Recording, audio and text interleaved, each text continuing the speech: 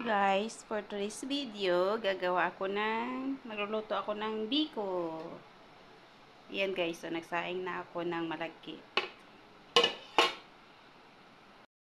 So, mag-aarnibal na ako guys.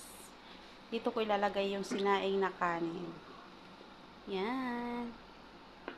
Maya-maya, palaputin ko lang siya, tapos saka ko ilalagay yung sinaing na bigas na malagkit. Medyo sticky na siya guys. Maya-maya lang, ilang minuto lang. Ilagay na natin yung malagkit. Nangamay na siya. Ang bango na.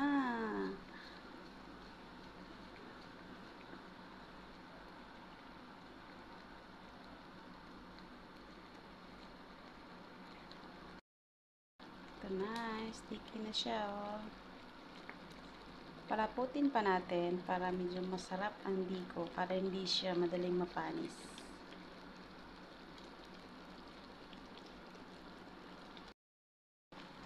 Ilagay ko na po guys yung sinaing na malagkit.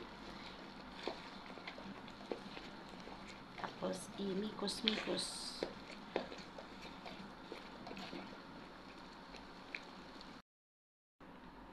Ito na guys. Nahalo ko na. Wow, ang sarap nito. Panukan na gamay.